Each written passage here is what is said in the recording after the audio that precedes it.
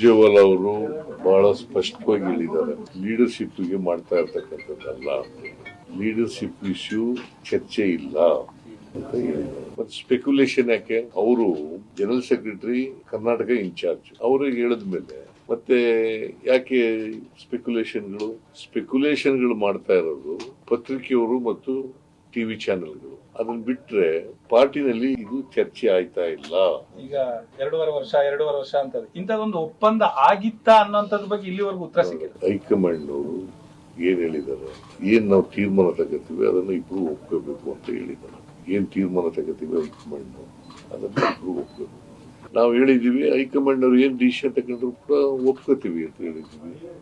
ಅದನ್ನ number of times ಹೇಳಿದೀನಿ, ನಾನು ಅನೇಕ ಬಾರಿ ಹೇಳಿದ್ದೀನಿ. ಹೈಕಮಾಂಡ್ ಅವ್ರು ಏನೇ ಡಿಸಿಷನ್ ತಗೊಂಡ್ರು ಕೂಡ ಆ ಡಿಸಿಷನ್ಗೆ ನಾವು ಅವಾಯ್ಡ್ ಆಗಿರ್ತೀವಿ. ಅದನ್ನ ಡಿ ಕೆ ಶಿವಕುಮಾರ್ ಹೇಳಿದ್ದಾರೆ, ನಾನು ಹೇಳಿದ್ದೀನಿ, ಮೊನ್ನೆನೂ ಹೇಳಿದ್ದೀನಿ ಪಾರ್ಟಿ ಮೀಟಿಂಗ್. ಸಮಯ ಹತ್ರಕ್ಕೆ ಬರ್ತಾ 2.5 ವರ್ಷ ಆಗ್ತಾ ಇದೆ. ಈ ಸಂದರ್ಭದಲ್ಲಿ ಪುನಃ ಚರ್ಚೆಗೆ ಬರ್ತಾ ಇದೆ. 2.5 ವರ್ಷ ಆಗ್ತಾ ಇರೋದ್ರಿಂದ ಸ್ವಾಭಾವಿಕವಾಗಿ ಅದು ಪ್ರಶ್ನೆಗಳು ಬರ್ತವೆ. ಇಟ್ ಡಸಂಟ್ ಮೀನ್ ಆ ತರ ಒಪ್ಪಂದ ಆಗಿದೆ ಅಂತ ಅಲ್ಲ. ಮತ್ತೆ ಹಂಗಿದ್ರೆ ನಾನು ಮೊನ್ನೆ ಹೇಳಿದೆ, ನಾನು 5 ವರ್ಷ ಪೂರ್ವ ನಾನೇ ಇರ್ತೀನಿ ಅಂತ. ಯಾಕೆ ಹೇಳ್ತಿದ್ದೆ? ಕುರ್ಚಿ ಖಾಲಿ ಇದೆಯಾ? ಈಗ ಚೀಫ್ ಮಿನಿಸ್ಟರ್ ಕುರ್ಚಿ ಖಾಲಿ ಇದೆಯಾ? ಮತ್ತೆ ಯಾಕೆ ಚರ್ಚೆ ನಡೀತದೆ? ನೀವ್ ಯಾಕೆ ಸ್ಪೆಕ್ಯುಲೇಷನ್ಗಳನ್ನ, ಈ ಗಾಳಿ ಸುದ್ದಿಗಳನ್ನೆಲ್ಲ ಮಾಡ್ತಾ ಇದ್ದೀರಿ? ನೀವು ಅಭಿಮಾನದಿಂದ ಪ್ರೀತಿಯಿಂದ ಹೇಳ್ತಾರೆ ಕೆಲವರು.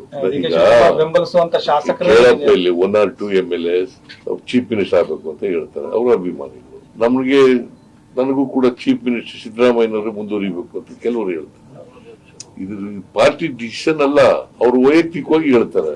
ಪಾರ್ಟಿ ಡಿಸಿಷನ್ ಅಲ್ಲ. ಪಾರ್ಟಿ ಡಿಸಿಷನ್ ಏನು ಹೈಕಮಾಂಡ್ ಅವರು ಏನ್ ತಗೋತಾರೆ ಅದಕ್ಕೆ both of us will be abiding. ಕ್ರಾಂತಿ ಅಂತ ಅಷ್ಟಕ್ಕೆ ಹೇಳೋದಕ್ಕೆ ನೀವು ಏನೇನೋ ಊಹೆಗಳನ್ನ ಮಾಡ್ಕೊಂಡ್ರೆ ವಾಟ್ ಈಸ್ ಯುವರ್ ನಿಮ್ಮ ಸ್ಪೆಕ್ಯುಲೇಷನ್ ಏನು?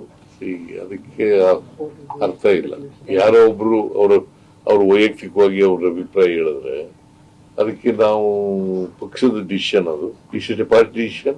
ಖರ್ಗೆ ಅವ್ರು ಹೇಳ್ಬೇಕು, ರಾಹುಲ್ ಗಾಂಧಿ ಅವ್ರು ಹೇಳ್ಬೇಕು, ವೇಣುಗೋಪಾಲ್ ಹೇಳ್ಬೇಕು. ಮತ್ತೆ ಸುರ್ಜೇವಾಲಾ ಅವರು ಬಹಳ ಸ್ಪಷ್ಟವಾಗಿ ಹೇಳಿದ್ದಾರೆ, ಲೀಡರ್ಶಿಪ್ ಪ್ರಶ್ನೆ ಇಲ್ವೇ ಇಲ್ಲ ಅಂತ ಹೇಳಿದ್ದಾರೆ, ಚರ್ಚೆ ಇಲ್ವೇ ಇಲ್ಲ ಅಂತ. ಇದಕ್ಕಿಂತ ಕ್ಲಿಯರ್ ಆಗಿ ಹೇಳಕ್ಕೆ ಇನ್ನೇನು ಹೇಳ್ಬೇಕು?